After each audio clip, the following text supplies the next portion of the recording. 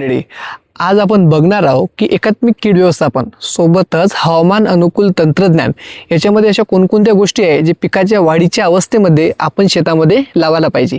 तर मंडळी, मी सुतीक्ष्ण धोटे आणि तुम्ही बघत आहात इंडियन फसल।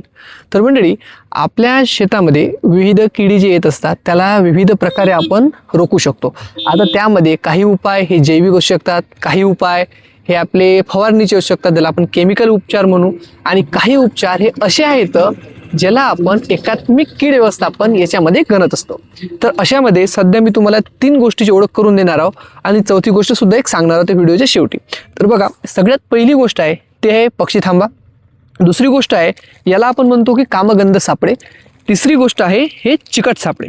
तर आता या तिन्ही गोष्टी आपल्याला पिकाच्या वाढीच्या अवस्थेमध्ये शेतामध्ये लावणं खूपच आवश्यक असते। जसं जसं आपलं पीक वाढते तसं आपल्या शेतामधले कीड रोग याचे आक्रमण चालू होत असते आणि याच्यावर मग आपण उपाय कसे करायचे, तर हे या 3 गोष्टीवर आपल्याला अवलंबून असतात। सर्वात पहिले जे आपलं पक्षी थांबे आहे, हे पक्षी थांब्याची हाईट खूप महत्त्वाची आहे मंडळी। पक्षी थांब्याची हाईट आपलं जे पीक आहे त्याच्यापेक्षा साधारणतः साधारणतः 1 ते 1.5 फूट उंची असायला पाहिजे। अर्धा फूट असलं तरीही चालते, त्याच्यापेक्षा उंची असायला नको। आता हे लावायचे किती, हे सगळ्यात मोठा प्रश्न आहे। तर आपल्या शेतामध्ये 12 ते 18 आपल्याला जे आपले पक्षी थांबे आहेत हे आपल्याला लावायचे आहे, जेणेकरून आपल्याला चांगल्यात चांगले रिझल्ट येणार आहे। आता काही शेतकरी असे असतील ते म्हणणार की बाबा यानं फरक किती पडणार आहे, तर साधारणतः आपण बघू शकतो की 90% जे पक्षी असतात हे मांसाहारी असतात। तर त्यांना आपण इथं बसायला जागा दिली तर ते या एरियामधले सगळे किडी खाण्याचं काम ते करत असतात। सोबतच संशोधनात असं सिद्ध झालेलं आहे की साधारणतः 33% कीड नियंत्रण आपण फक्त आणि फक्त एकट्या पक्षी थांब्यानं करू शकतो। तर याच्यानंतर जे पक्षी थांबा आहे त्यानंतर दुसरी गोष्ट कोणती, तर ते येते आपलं कामगंध सापळे। याला इंग्लिशमध्ये आपण फेरोमोन ट्रॅप सुद्धा म्हणत असतो।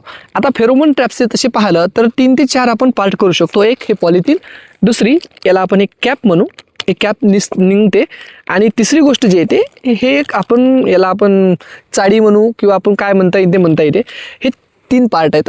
आता याच्यामध्ये एक जर खाली बघितलं तुम्ही इथं, तर इथं लूर लावण्यासाठी एक जागा आहे। तर आपल्या भाषेत लूर म्हणजे हे कॅप्सूल आहे।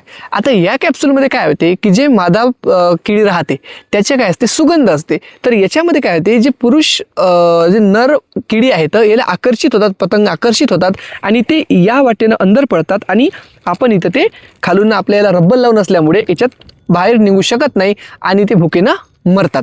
आणि सोबतच याद्वारे आपण पुढील पिढीचं सुद्धा आपण रोखू शकतो आणि सोबतच आपण याच्यावरून ठरवू शकतो की मला फवारणी कोणत्या टाईमला करणे गरजेचे आहे। मग मंडळी, सगळ्यात आवश्यक याच्यामध्ये काय आहे, तर लूर आहे, त्याला आपण कॅप्सूल म्हणूया।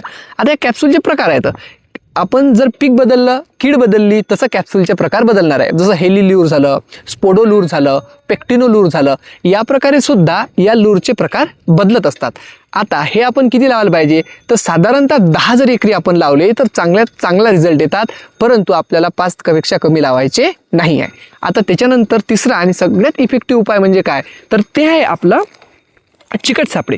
आता हे जे चिकट सापळे आहेत हे दिसायला जरी छोटे आहे, परंतु भाजीपाला पिकामध्ये सोबतच आपल्या जे फळवर्ग पीक आहे याच्यामध्ये खूपच चांगले याचे रिझल्ट आलेले आहे। आता याचा फायदा असा होतो की ज्यावेळेस आपण आपल्या पिकाच्या हाईटच्या अर्धा फूट ते 1 फूट वरी लावतो त्यावेळेस मावा तुडतुडे जे त्या भागात फिरतात त्या ठिकाणी ते आपण वाचू शकतो, आपण त्याचं रोखू शकतो आणि याच्यावरून साधारणतः आपण फवारणी कधी करायची हे ठरू शकतो। सोबतच काय, तर आपण ज्यावेळेस हे लावतो एकरी आपल्याला 18 ते 20 लावायचे आहे, त्यावेळेस आपल्याला चांगला रिझल्ट येते आणि त्यानंतर आपल्याला साधारणतः ज्यावेळेस आपली तर फुल कव्हर होते म्हणजे 15 दिवसाच्या नंतर आपल्याला हे बदलायचं असते।